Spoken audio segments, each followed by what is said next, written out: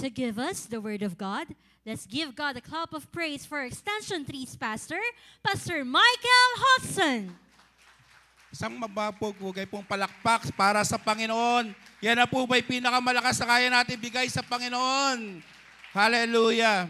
Tunay nga po ang Diyos ay mabuti. Amen po ba? Ang Diyos ay dakila sa buhay po ng bawat isa. Ang Diyos ay hindi nagkukulang. Ang Diyos ang sumasagot. So ngayong umaga po, hayaan po ninyo na makapagbahagi po ako ng salita ng Panginoon sa buhay po ng bawat isa.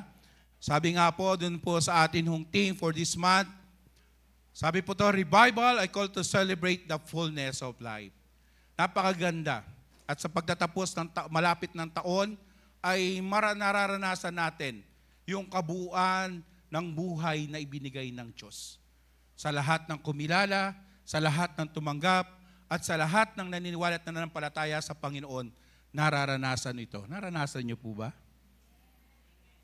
Yan. So sabi po, basahin natin yung text verse ng Celebrate the Fullness of Life. Sabi po ng John 10:10, sabi letter B, But I have come to give you everything in abundance, more than you expect, life the fullness until you overflow. Yan. Sabi po dito sa Tagalog, ngunit naparito ako upang ibigay sa inyo ang lahat ng sagana, higit pa sa inyong inaasahan, buhay sa kabuuan nito at hindi hanggang sa ikaw ay umapaw. Pagpalain po ang pagkabasa ng kanyang buhay at banal na salita. Sandali po tayong manalangin. Ama naming Diyos na makapangyarihan sa lahat, narito po kami, O Diyos, sama-sama po naming aaralin ang iyong salita. Ang akin lang pong dalangin, Lord, patuloy niyo lamang po akong samahan. Itago niyo lamang po ako sa likod ng iyong krus. At ang kapahayagan mo lamang po ang tunay na mahayag ngayong umaga.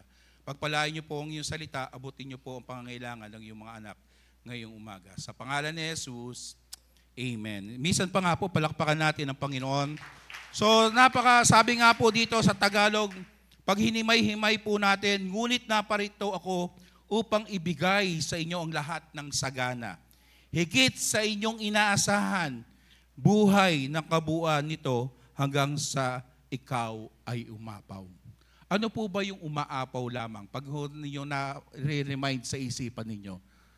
Diba umaapaw yung po mga liquid things, di ba? Kapag binubuso natin, kaya umiigi buho tayo, or ang lubos ng malaking umaapaw pag malaki ang ulan. Umaapaw ang maraming bagay mula sa kanal, mula sa kailugan, mula sa karagatan. At ito ang nais ibigay ng Diyos sa buhay po ng bawat isa ngayong umaga. Nais niyo po ba? Mahina po. Hindi ko nakukumbinsi ang Diyos kung nais niyo pong pagpalain ng sagana ang Diyos sa buhay po ng bawat isa. So sabi nga po, define lang ho natin. Ano po ba, ang akin hong title is Living Life to the Fullest.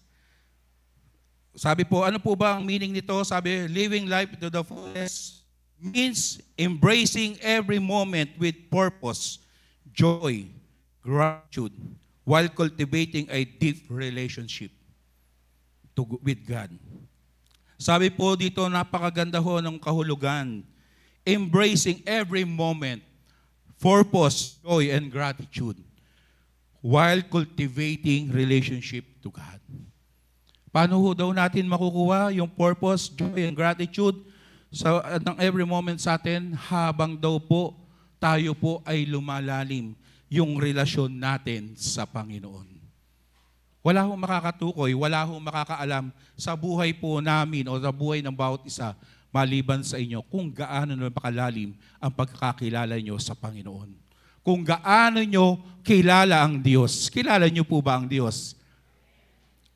Marami ho sa atin, iba't ibang kapamaraanan, paano mo nakilala ang Diyos? Nakilala mo ang Diyos nung panahon ikaw ay may problema. Hindi po ka ng Diyos para tugunan ang iyong problema.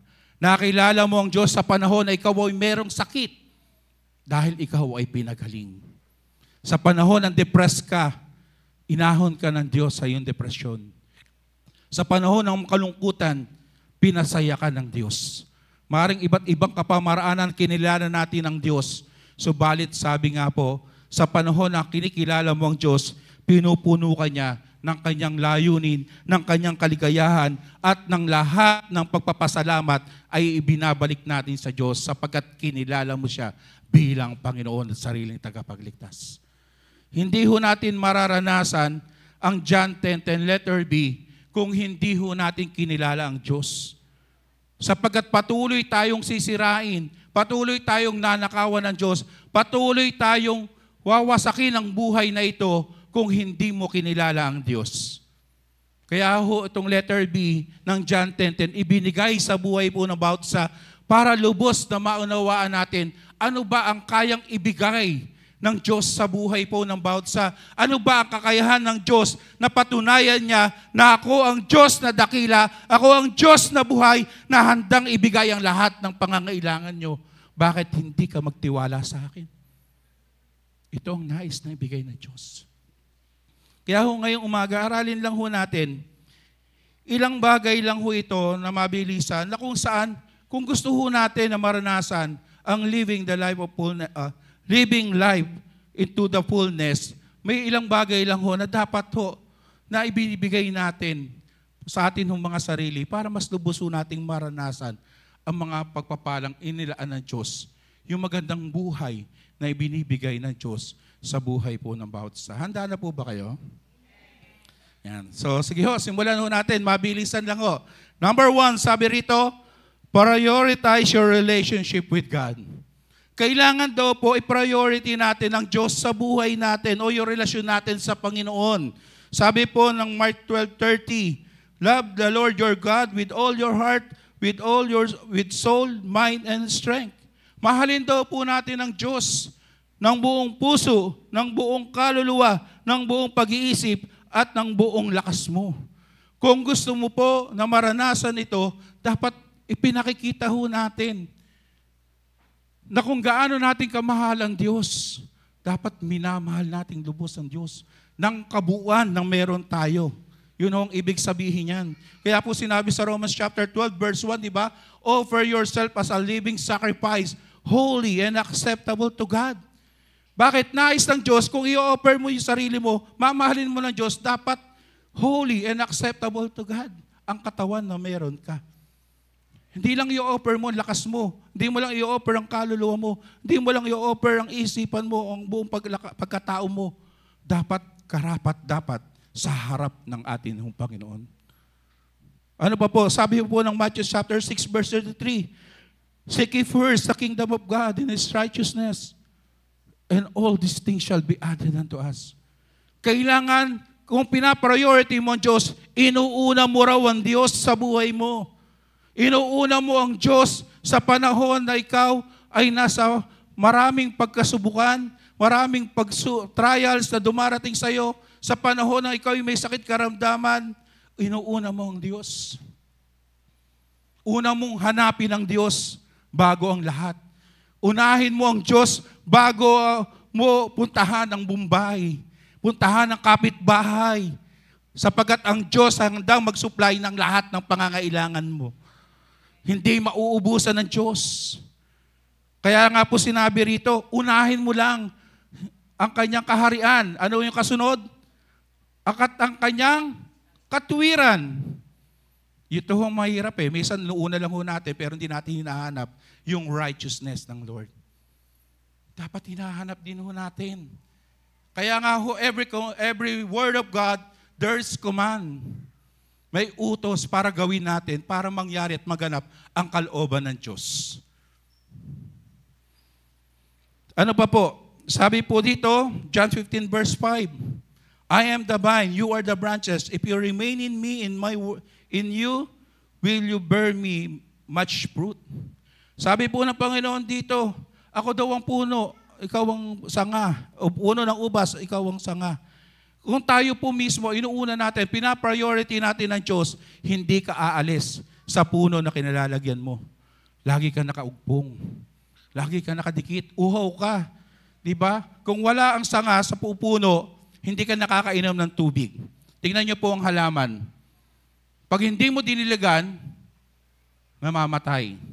Bakit? Wala ho siyang nakukuhang liquid o water para magpalako sa kanya. Ganon din ho ang buhay natin.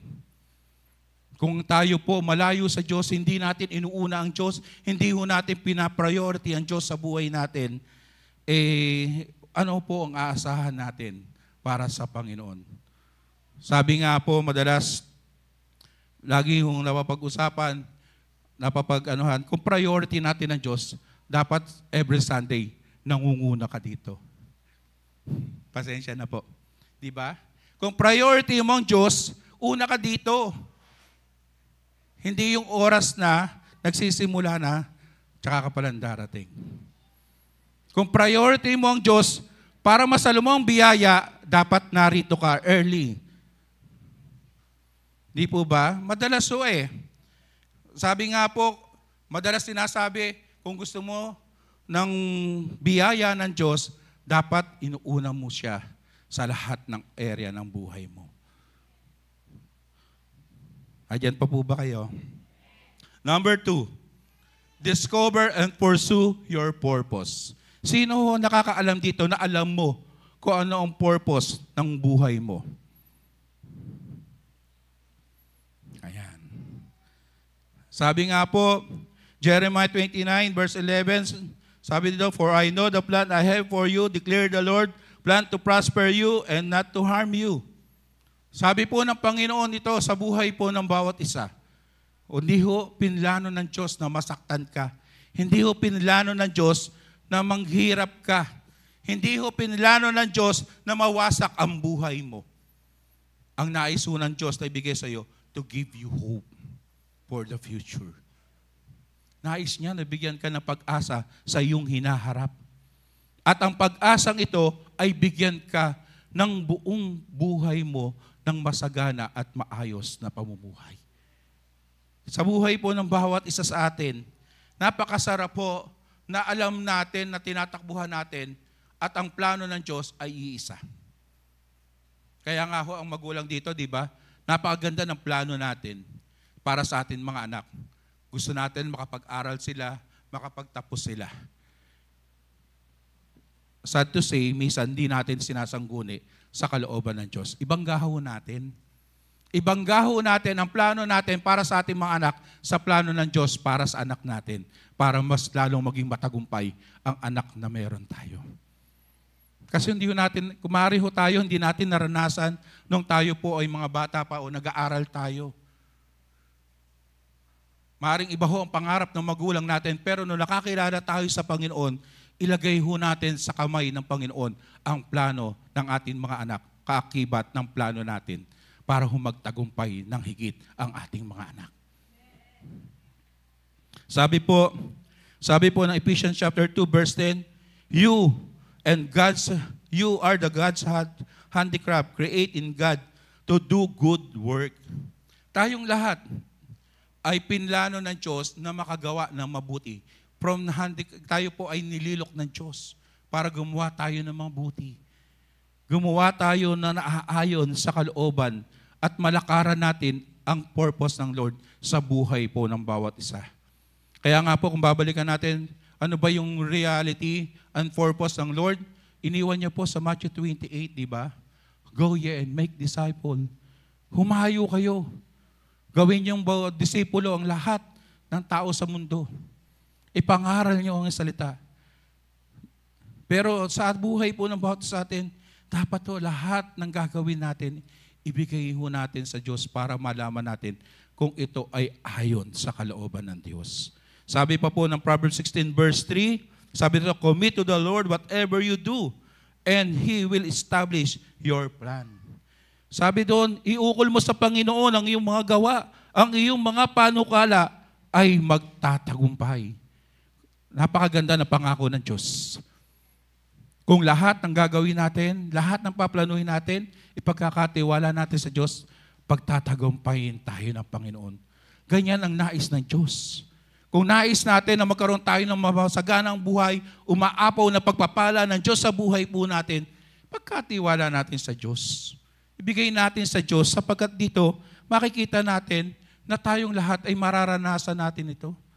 Ang katagumpayan, kung paano nagtagumpay ang Diyos sa krus para iligtas tayo, magkaroon tayo ng buhay na ganap, ibibigay sa buhay ng bawat isa.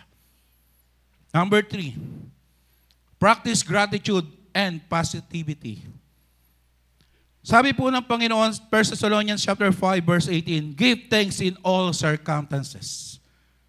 Sino kaya gumagawa nito? Sa panahon na naglulukmo ka, sa panahon na nakakaranas ka ng problema, nakukumpari itaas ang kamay at magpuri sa Diyos. Sino kaya dito, nakahiga ka na, nakaratay ka na, pinupuri mo pa rin ang Diyos?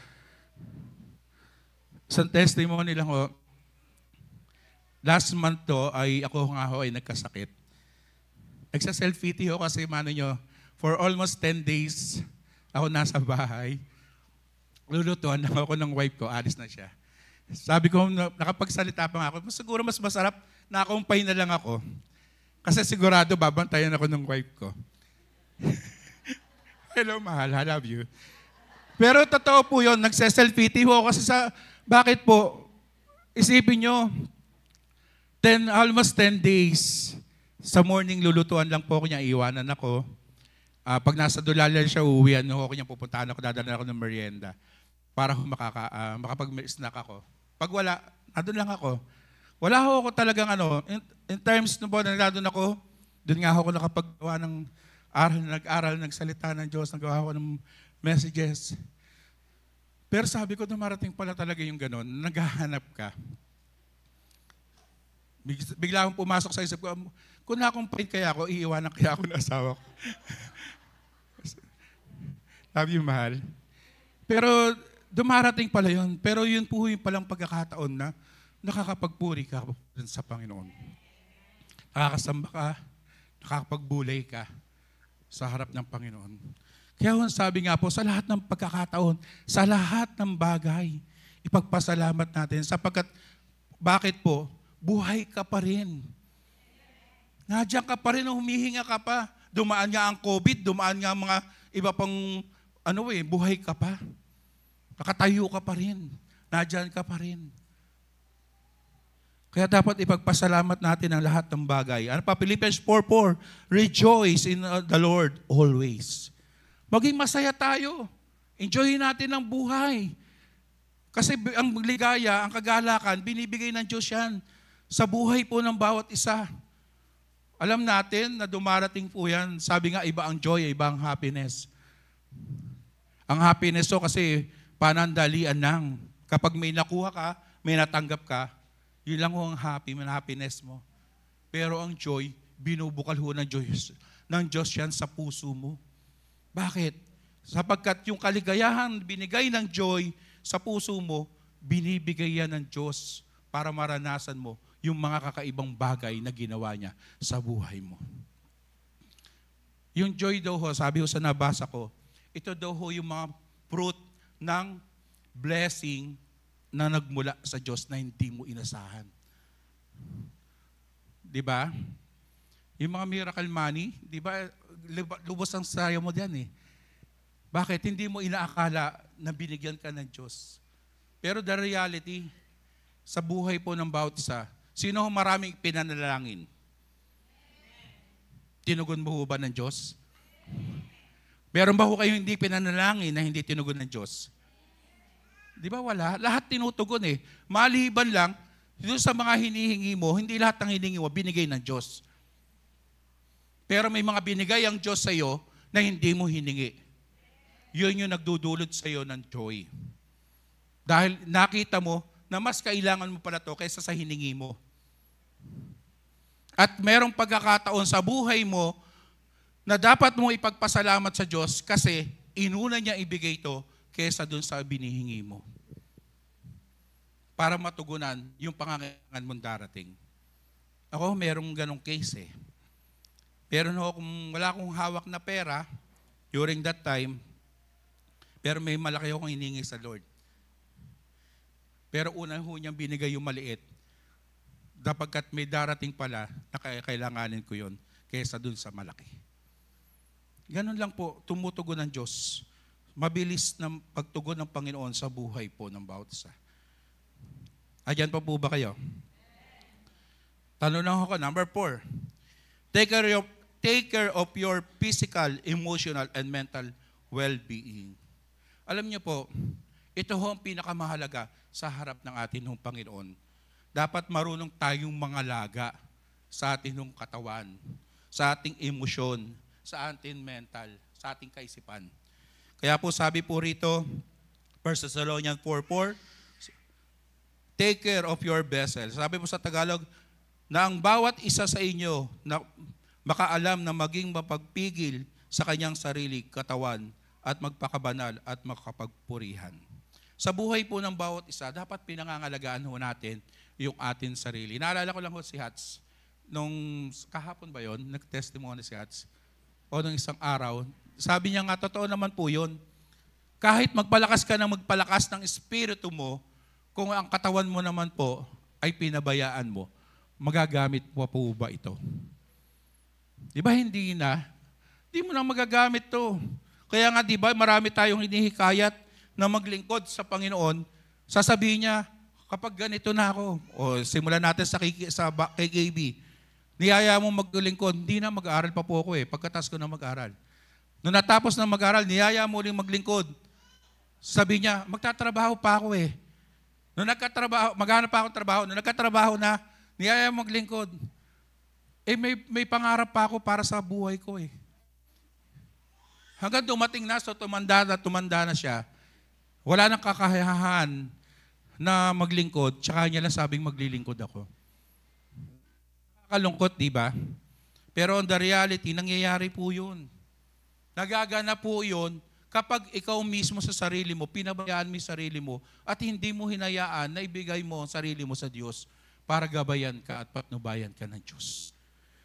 Sabi po ng Philippians chapter 4, verse 6, do not be anxious about anything, but in everything situation, by prayer and petition with thanksgiving, present your request to God. Sabi nga po dito, para mapangalagaan mo ang sarili mo, ibigay mo sa Diyos ang lahat ng alalahanin mo, lahat ng problema mo, lahat ng suliranin mo, lahat ng kabigatan mo sa buhay, ibigay mo sa Diyos. I-offer mo sa Diyos sa pamamagitan ng panalangin and petition na may pasasalamat. Alam niyo po, isang susi po yun na ikaw mismo sa sarili mo, nananalangin ka, tinatanggap mo na, pinasasalamatan mo na ang Diyos na natanggap mo na. Kaya napakahalaga po na dapat sa lahat ng pagkakataon, ibigay ho natin sa Diyos. Kaya nga gusto ng Diyos, maging maayos ang physical na pangatawan natin. Yung natin, yung kaisipan natin, maayos. Bakit? Sabi nga po ng Romans chapter 12 verse 2, di ba? Renewed your mind. Baguhin natin yung takbo ng isip natin. Huwag na yung sa mga makundong bagay. Alisin mo na yung mundong bagay. Puro makalangit na kaisipan ang hihin mo sa Diyos para maging maayos ang iyong isipan. Maging maayos ang takbo ng iyong landasin tungo sa tagumpay na ibinigay ng Diyos sa buhay po ng bawat isa. Ayan pa po ba kayo? Number 5. 3 na lang po. Nurture meaningful relationship. Gaano ho ba kahalaga para ikaw mismo sa buhay mo ay maranasan mo ang masaganang buhay, nakaakibat ang mga relasyon mo sa Panginoon, sa kapatiran mo, sa pamilya mo, at sa buhay po ng bawat isa. Importante po ito sa Panginoon. Kung matatandaan ho natin, ang second commandment in the New Testament is love your neighbor as yourself. Mahalin mo ang iyong kapwa gaya ng iyong sarili. Bakit? Napaka-importante ho sa Diyos na tayo pong lahat na nandito, di ba? We are family in God. Amen po ba?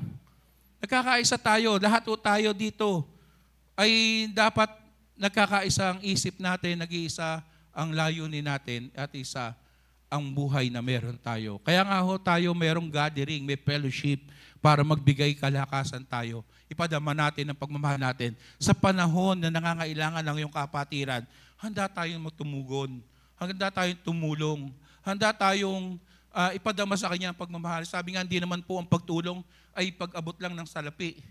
Hindi lamang pagbigay, hindi lamang kailangan din ho nila ng tapik, ng yakap at panalangin.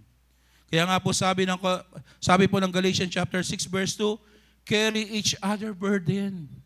Maging katuwang tayo sa burden na meron po ang ating kapatiran para mas lalo silang maibsan.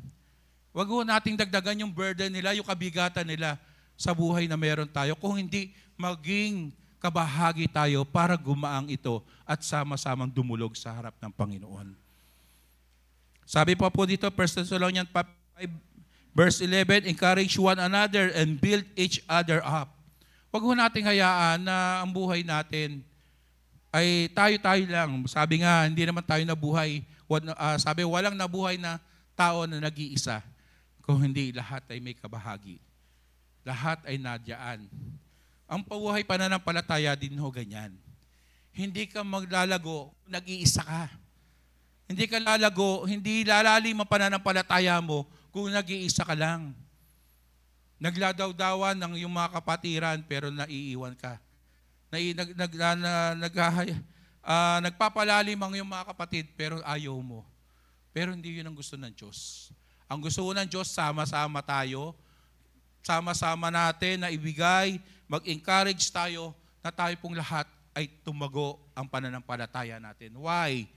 Kasi nga, kung nag-iisa siya, madali siyang pasukin ng anumang gawa ng kaaway. Yung mga demonic spirit.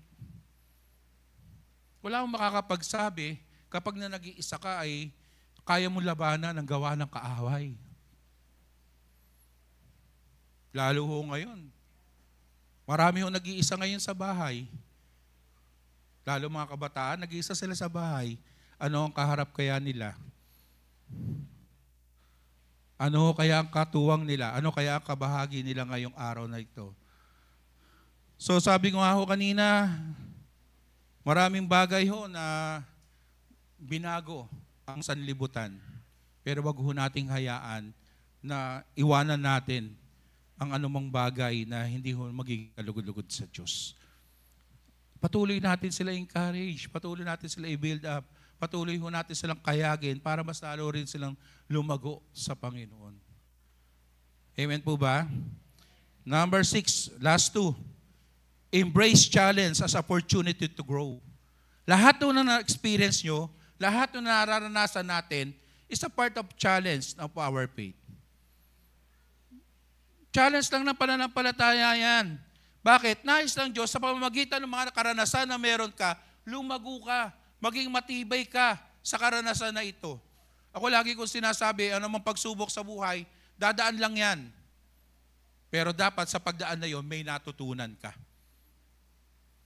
Pag hindi ko kasi tayo natuto sa mga karanasan na meron tayo, pag bumalik sa iyo ang anumang suliranin at problema na yan, at medyo mabigat ng kaunti, lulugmok ka.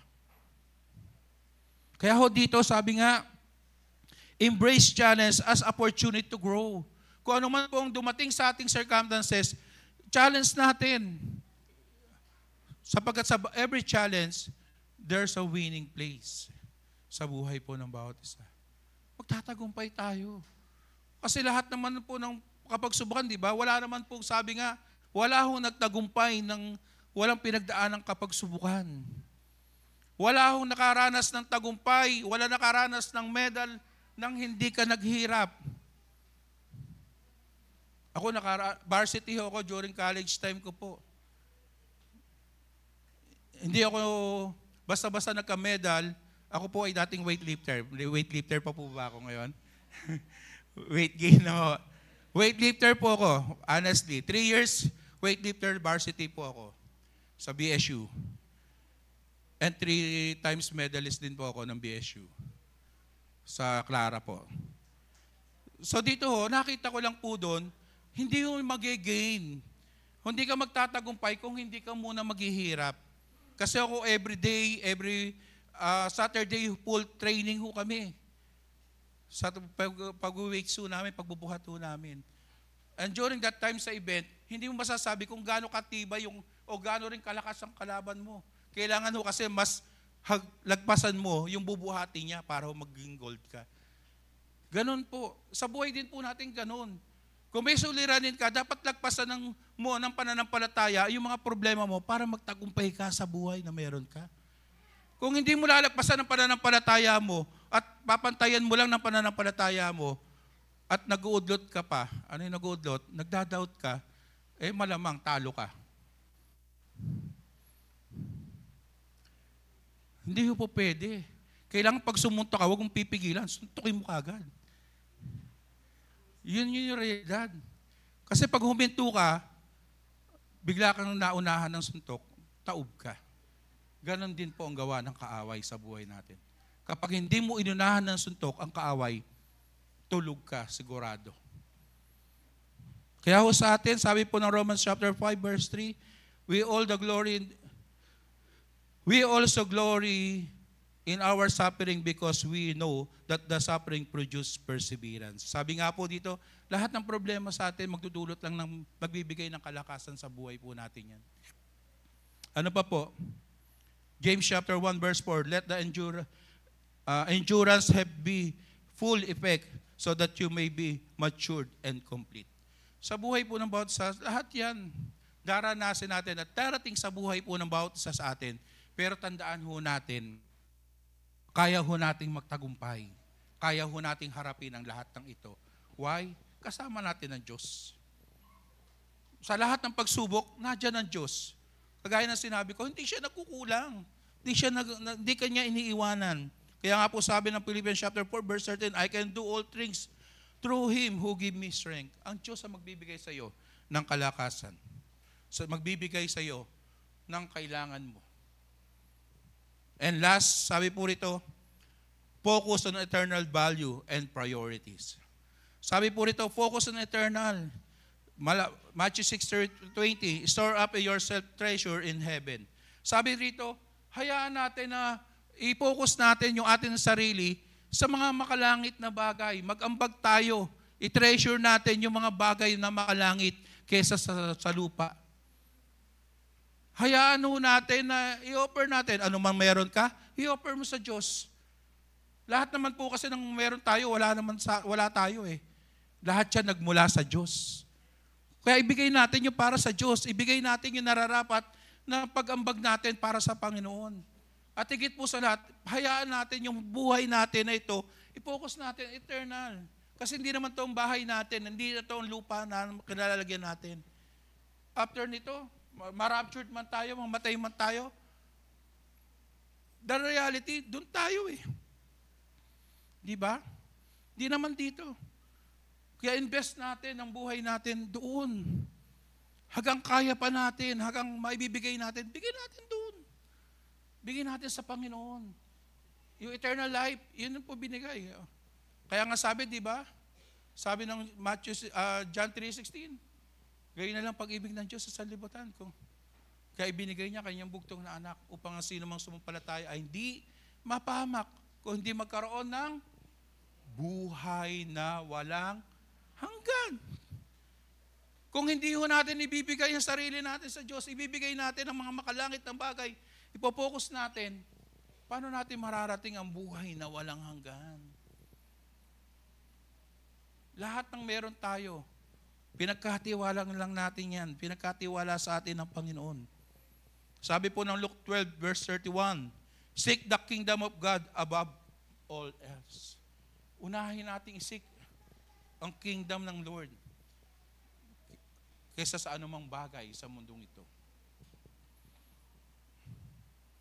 And Colossians 3:2, sabi po rito, search your mind on the things above, not on earthly things. Sabi po dito, isik daw natin yung isipan natin sa mga above, sa mga makalangit na bagay, hindi sa mundong ito. Kaya ho sa buhay po ng bawat isa, tandaan ho natin, ang 7 bagay na ito ay nagnanais na may makaparating o mapaabot po sa buhay po ng bawat isa para maranasan natin yung tinatawag natin na living life with the fullness.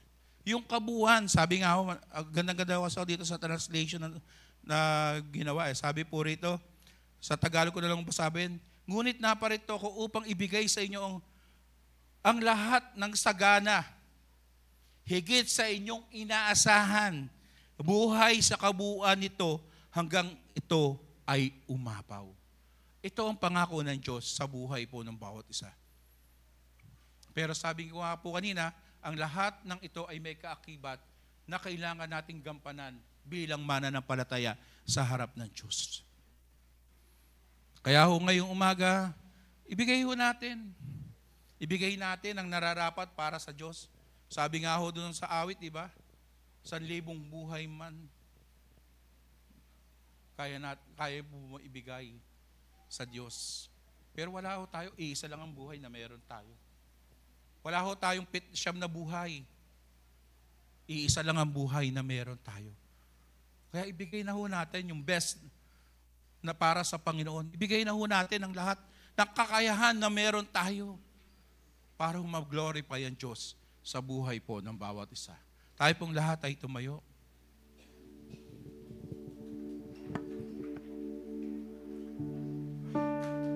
Sama po tayong umawit sa ating Panginoon. Makamtan ko man lahat ng iyaman sa mundo, makamit ko man pangarap at mithi ng puso ko, kung ako'y manlalamig sa'yo at malalayo ng gusto, ay bigo pa rin, ay hungkag pa rin ang puso ko. Ikaw ang yamang hinahangad, ang pangarap kong sasapat, Panginoon, Panginoong Jesus. Ikaw ang yamang hinahangad, ang pangarap kong sasapat, Panginoon, Panginoong Jesus. Higit sa yaman ng mundo, higit sa luho at kinang nito, ikaw ang nais ko, ang tanging nais ko. Ikaw ang yaman ko, Panginoon. Ikaw ang yamang hinahangad, Gawin po nating panalangin. kung sasapat, Panginoon, Panginoong Jesus. Ikaw ang yamang hinahangad, ang pangarap kong sasapat, Panginoon, Panginoong Jesus. Higit sa yaman ng mundo, higit sa luho at kinang nito, ikaw ang nais ko, ang tanging nais ko. Ikaw ang yaman ko, Panginoon. Hallelujah. Tunay nga, O Diyos, Ikaw lamang po ang hangad ng aming pong buhay ngayong umaga, O Diyos. Narito po kami, Panginoon, sama-sama po kami na nilalapit po namin ang aming pong buhay sa inyong harapan. Ano man po ang pagkakulang namin, ano man po ang mga bagay na hindi po namin nasangguni sa iyo, O Diyos. Lord, hiningi po namin ito ng kalinisan at kapatawaran sa iyong harapan. Hayaan po ninyo na matutunan naming i-direct mo ang buhay na meron kami ngayong umaga, O Diyos. Mula ngayon, Panginoon, susundin namin ang direksyon at tatahakin namin ang landasin tungo sa iyo, O Diyos. At sa lahat ng aming gagawin, hayaan po ninyo, Panginoon, ikaw ang patuloy na maparangalan at maitaas sa aming pong buhay. Dalangin ko, Panginoon, sa buhay po ng bawat isa, katagpuin mo anuman pong pangangailangan nila, provide nyo po anuman po ang kailangan nila ngayong umaga, at higit po sa lahat, Lord, ang sinumang may sakit karamdaman, katagpuin nyo po sila, Panginoon. Pagalingin nyo po sila sa lahat ng area ng kanilang pong pangangatawan. mula ulo hanggang talampakan, O Diyos. Ibaba mo po ang iyong mapaghimalang kamay sa kanila pong buhay at higit po sa lahat, maranasan po nila ang hipo ng iyong kapangyarihan at ng iyong Santong Espiritu. Salamat po, O Diyos, tinitiwala po namin ang umagang ito at tinakin po namin ang tagumpay ay nasa buhay na po ng bawat isa. To all you the glory and honor, O God, in Jesus' name, amen and